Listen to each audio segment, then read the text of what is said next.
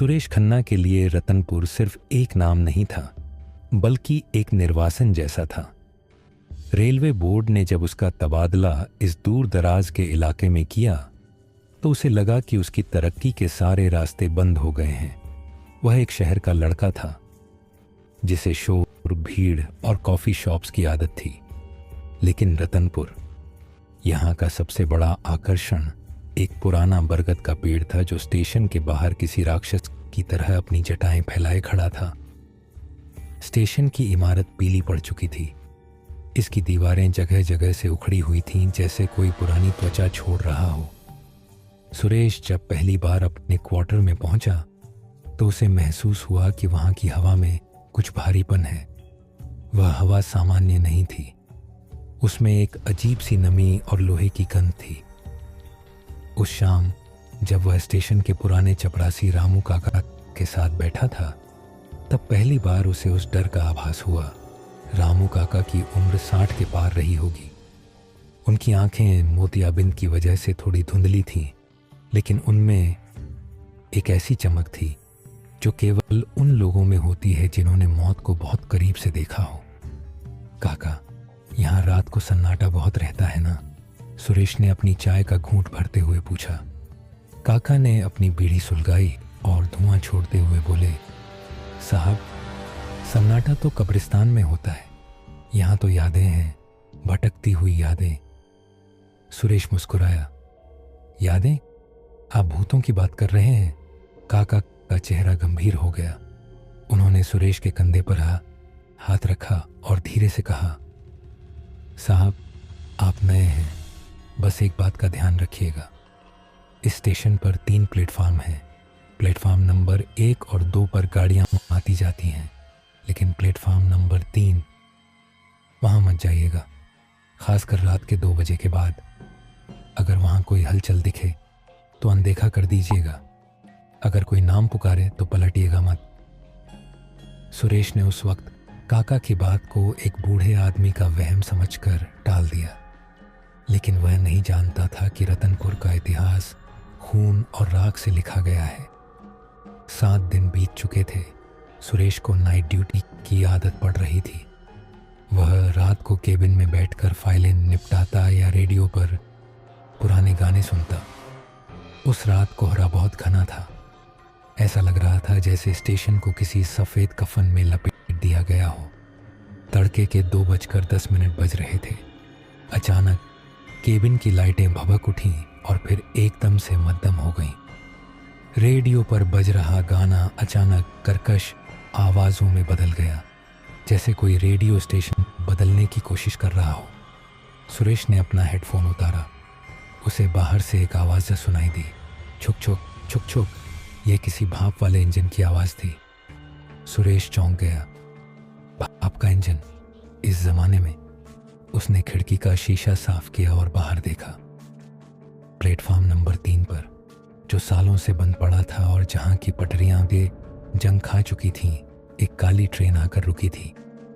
वह मालगाड़ी जैसी दिखती थी, लेकिन उसके डिब्बे लकड़ी के बने थे, ठीक वैसे ही जैसे 19वीं सदी के अंत में होते थे। ट्रेन से कोई धुआं नहीं निकल रहा था, बल्कि उसमें से एक नीला कोहरा निकलकर प्लेटफार्म पर फैल रहा था। सुरेश के अंदर का तर्क हार रहा था और जिज्ञासा जीत रही थी। वह अपनी टॉर्च और डंडा लेकर केबिन से बाहर निकला। प्लेटफार्म नंबर 3 की तरफ बढ़ते हुए उसे महसूस हुआ कि हर कदम के साथ तापमान गिर रहा है। उसके मुंह से निकलने वाली भाप हवा में जम रही थी। जैसे ही सुरेश प्लेटफार्म नंबर 3 पर पहुंचा, उसने देखा कि ट्रेन के आखिरी डिब्बे से एक व्यक्ति नीचे उतर रहा है। उस आदमी ने एक लंबा, घुटनों तक आने वाला काला ओवरकोट पहना था। उसके सर पर एक पुरानी गोल टोपी थी। उसका चलना बहुत अजीब था। ऐसा लग रहा था जैसे उसके शरीर में हड्डियां ही नहीं हैं। उसके एक हाथ में चमड़े का एक पुराना सूटकेस था जिसके कोनों पर पीतल की नक्काशी थी। दूसरे हाथ में एक पुरानी लालटेन थी जिसकी लौ बिना तेल के जल रही थी। ओ भाई साहब, सुरेश चिल्लाया, यह प्लेटफार्म बंद है, आप यहाँ कैसे उतरे? वह अजनबी नहीं रुका। वह स्टेशन की निकास द्वार की तरफ नहीं बल्कि प्लेटफॉर्म के उस कोने की तरफ बढ़ रहा था जहां अंधेरा सबसे घना था। सुरेश उसके पीछे भागा। वह जितनी तेज दौड़ता वह आदमी उतना ही दूर महसूस होता। अंत में स्टेशन के सबसे पुराने खंभे के पास वह आदमी रुक गया। सुरेश उसके ठीक पीछे था। मैं आपसे कुछ पूछ रहा हूं, सुरेश ने हाँफते हुए कहा। आप कौन हैं? वह आदमी धीरे धीरे मुड़ा। जब टॉर्च की रोशनी उसके चेहरे पर पड़ी तो सुरेश के हाथ पांव सुन्न पड़ गए। उस आदमी का चेहरा आधा जला हुआ था। उसकी एक आंख पूरी तरह गायब थी और दूसरी आंख की जगह केवल एक सफेद पत्थर जैसी चीज थी। उसके होंठ गायब थे जिससे उसके पीले पड़ चुके दांत हमेशा एक डरावनी मुस्कान की तरह दिख रहे थे। उसने अपना हाथ सुरेश की ओर बढ़ाया। उस हाथ में मांस नहीं था, केवल काली पड़ चुकी खाल हड्डियों से चिपकी हुई थी। उसकी आवाज ऐसी थी जैसे हजारों मक्खियां एक साथ भिनभिना रही हों। बाबूजी, रसीद। क्या साहिब आए हैं? मुझे ये डाक पहुंचानी है। मेरी मंजिल रतनपुर ही थी ना? सुरेश पीछे हटा और लड़खड़ा कर गिर गया। उसकी टॉर्च जमीन पर गिरी और बुझ गई। अंधेरे में उसे केवल वह नीली लालटेन और उस आदमी की दहकती हुई सफेद आंख दिखाई दे रही थी। कौन सा साहिब? कौन सी डाक? सुरेश ने कांपती आवाज में पूछा। अजनबी ने अपना सूटकेस खोला। उसके अंदर से जलने की गंध आई। उसने एक कागज का टुकड़ा निकाला जो पूरी तरह खून से सना हुआ था। 15 दिसंबर 1984, 15 दिसंबर 1984, गाड़ी नंबर 402। मुझे ये पहुंचाना था, लेकिन आग बहुत तेज थी बाबूजी। इतना कहते ही वह आदमी जोर जोर से रोने लगा। उसका रोना किसी इंसान जैसा नहीं बल्कि कटी हुई धातु के आपस में रगड़ने जैसा था। अचानक एक जोरदार धमाका हुआ और वह ट्रेन, वह आदमी और वह नीली रोशनी गायब हो गई। सुरेश वहां अकेले प्लेटफॉर्म पर पड़ा था। सन्नाटा इतना गहरा था कि वह अपनी खुद की धड़कन सुन सकता था। अगले दिन सुरेश की हालत खराब थी। उसे तेज बुखार था, लेकिन उसके मन में एक ही बात घूम रही थी। 15 दिसंबर 1984। उसने रामू काका को बुलाया। काका के आते ही सुरेश ने वह रसीद दिखाई जो उसे उस रात प्लेटफॉर्म पर पड़ी मिली थी। रसीद पर खून के निशान तो नहीं थे, लेकिन वह इतनी पुरानी थी कि छूने पर टूट रही थी। रामू काका का चेहरा सफ़ेद पड़ गया। तो उसने आपको देख लिया साहब, काका ने बताना शुरू किया। 15 दिसंबर 1984 की वह रात काली रात थी। उस समय दीनदयाल नाम का एक डाक हरकारा इसी स्टेशन पर 15 दिसंबर 1984 की वह रात काली रात थी। उस समय दीनदयाल नाम का एक डाक हरकारा इसी स्टेशन पर तैनात था। वह बहुत ईमानदार था। उस रात एक मालगाड़ी और एक सवारी गाड़ी की टक्कर इसी प्लेटफॉर्म नंबर 3 के पास हुई थी। धमाका इतना ज़बरदस्त था कि लोग अपने घरों से बाहर निकल आए। पूरी ट्रेन आग का गोला बन गई थी। काका की आंखों में आंसू आ गए। दीनदयाल उस वक्त ड्यूटी पर था। उसके पास कुछ ज़रूरी सरकारी दस्तावेज थे। वह आग में कूद गया अपना सूटकेस बचाने के लिए। लोग चिल्लाते रहे, लेकिन वह नहीं माना। वह जल गया साहब, जिंदा जल गया। उसकी लाश कभी नहीं मिली। बस उसका वह काला ओवरकोट पटरी के पास अधजला मिला था। सुरेश ने पूछा, लेकिन वह अब क्यों आ रहा है? काका बोले, क्योंकि उसकी ड्यूटी अधूरी रह गई। उसे वह दस्तावेज स्टेशन मास्टर को सौंप कर रसीद लेनी थी। जब तक उसे वह रसीद नहीं मिलेगी, उसकी रूह इसी प्लेटफॉर्म पर भटकती रहेगी। वह हर साल इसी दिन वापस आता है। सुरेश ने तय किया कि वह इस खौफ को ख़त्म करेगा। उसने पुरानी फाइलों के ढेर में हफ्तों बिताए। अंत में उससे वह पुरानी रजिस्टर बुक मिली जिसमें 1984 की एंट्रियां थीं।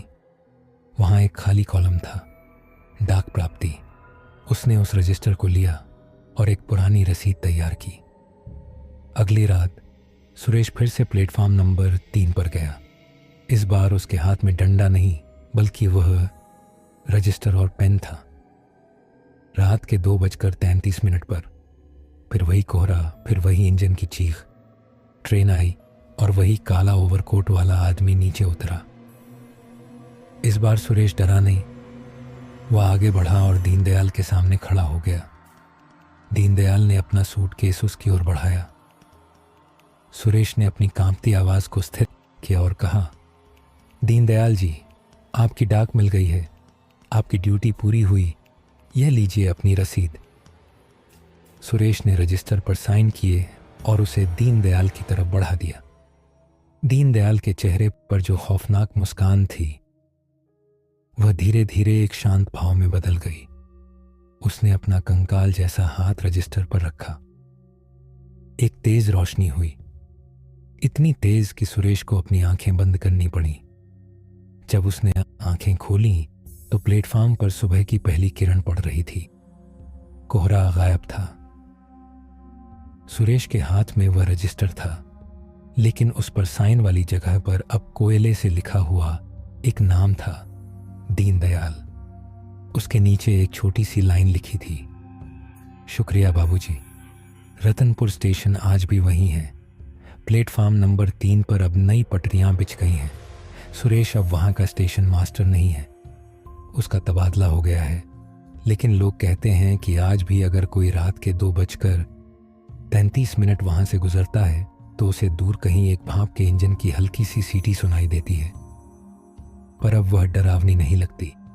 वह एक ऐसे मुसाफिर की आवाज है जिसे अंततः अपनी मंजिल मिल गई।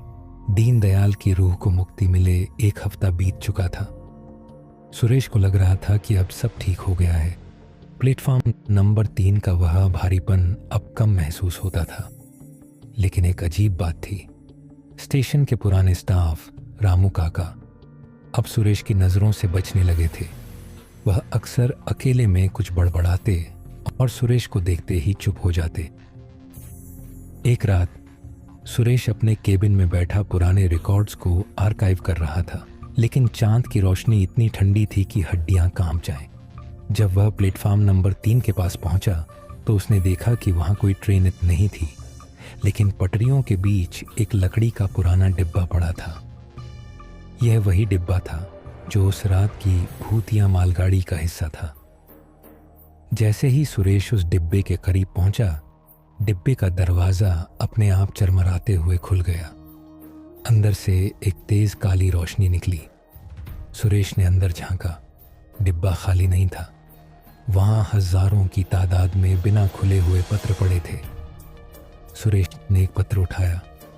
उस पर खून के छींटे थे और तारीख थी 14 दिसंबर 1984, हादसे से ठीक एक दिन पहले की। पत्र पर लिखा पता देखकर सुरेश के पैरों तले जमीन खिसक गई।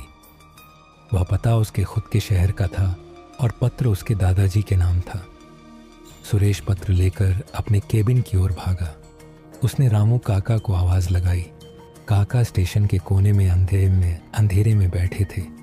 काका, ये देखिए, यह पत्र, यह मेरे दादाजी के लिए था। दीनदयाल इसे पहुंचाने वाला था। सुरेश ने घबराकर पूछा। रामू काका की आंखों से आंसू बहने लगे। उन्होंने कांपती आवाज में कहा, साहब, मैंने आपसे झूठ बोला था। दीनदयाल सिर्फ एक डाक हरकारा नहीं था, वह एक मुखबिर था। उस रात उस मालगाड़ी में कोई डाक नहीं थी, बल्कि रेलवे के एक बहुत बड़े घोटाले के सबूत थे। उस हादसे को दुर्घटना नहीं बनाया गया था, उसे अंजाम दिया गया था। सुरेश सन्न रह गया। काका ने आगे बताया, उस रात ट्रेन की टक्कर नहीं हुई थी, बल्कि ट्रेन को जानबूझकर पटरी से उतारा गया था ताकि वह सबूत जलकर राख हो जाएं। दीनदयाल को पता था कि उसकी जान खतरे में है, इसलिए उसने वह मुख्य पत्र डाक के थैले में छिपा दिया था। वह रूह इसलिए नहीं भटक रही थी कि उसे रसीद चाहिए थी, वह इसलिए भटक रही थी क्योंकि वह कातिलों का चेहरा दिखाना चाहती थी। तभी स्टेशन के सारे सिग्नल एक साथ हरे हो गए। पटरी से तेज आवाज आने लगी। इस बार वह जलती हुई ट्रेन नहीं थी, वह एक सफ़ेद चमकदार ट्रेन थी जो तेज रफ्तार से प्लेटफॉर्म नंबर 3 की ओर आ रही थी। सुरेश ने देखा कि उस ट्रेन के हर डिब्बे की खिड़की पर एक चेहरा था। वे उन 300 लोगों के चेहरे थे जो उस रात मारे गए थे। उनके चेहरे साफ थे, उनकी आंखें खुली थीं और वे सब एक ही दिशा में देख रहे थे, स्टेशन मास्टर के केबिन की ओर। अचानक केबिन की दीवार पर लगे पुराने स्टेशन मास्टर्स की तस्वीरों में से एक तस्वीर ज़मीन पर गिर गई। वह 1984 के स्टेशन मास्टर की तस्वीर थी। सुरेश ने तस्वीर उठाकर देखी तो उसके पीछे एक नाम लिखा था, विनायक खन्ना। विनायक खन्ना, सुरेश के दादाजी। सुरेश के हाथ से पत्र गिर गया। उसे अब समझ आया कि उसे रतनपुर क्यों भेजा गया था। यह कोई इत्तेफाक नहीं था। आत्माएं उसे यहाँ खींच कर लाई थीं ताकि वह अपने खानदान के पापों का हिसाब दे सके। उसके दादाजी ने ही उन सबूतों को मिटाने के लिए उस पूरी ट्रेन को जलवा दिया था। अचानक केबिन का दरवाज़ा जोर से बंद हो गया। बाहर खड़ी वह सफ़ेद ट्रेन रुक गई। सारे मृत मुसाफिर ट्रेन से नीचे उतरने लगे। वे सब धीरे धीरे केबिन की ओर बढ़ रहे थे। उनकी आंखों में गुस्सा नहीं बल्कि एक डरावनी शांति थी। सबसे आगे दीनदयाल खड़ा था। इस बार उसका चेहरा जला हुआ नहीं था बल्कि वह बिल्कुल वैसा ही था जैसा तस्वीर में था। उसने सुरेश की ओर ये पाकर हाथ बढ़ाया और कहा, बाबूजी, रसीद तो मिल गई, अब इंसाफ का क्या? आपके खून ने हमारे खून से यह स्टेशन सींचा है, अब हिसाब बराबर होगा। पूरी रात स्टेशन पर चीखें गूंजती रहीं। अगले दिन जब पुलिस और नई टीम रतनपुर स्टेशन पहुंची तो उन्होंने देखा कि पूरा स्टेशन जलकर राख हो चुका था। लेकिन अजीब बात यह थी कि आग की लपटों ने पास के जंगलों या पेड़ों को छुआ तक नहीं था। सुरेश खन्ना का कहीं पता नहीं था, लेकिन प्लेटफॉर्म नंबर 3 की दीवार पर एक नई तस्वीर उभरी हुई थी। वह तस्वीर सुरेश की थी, जिसने वही काला ओवरकोट पहना था और हाथ में वह पुराना पीतल का सूटकेस लिया था। आज भी रतनपुर स्टेशन के उस खंडहर में लोग कहते हैं कि रात को एक नया आखिरी पैसेंजर दिखाई देता है। वह कोई और नहीं, सुरेश है, जो अब अपने दादा के पापों का प्रायश्चित करने के लिए अनंत काल तक उन चिट्ठियों को बांट रहा है जो कभी अपनी मंजिल तक नहीं पहुंच पाई।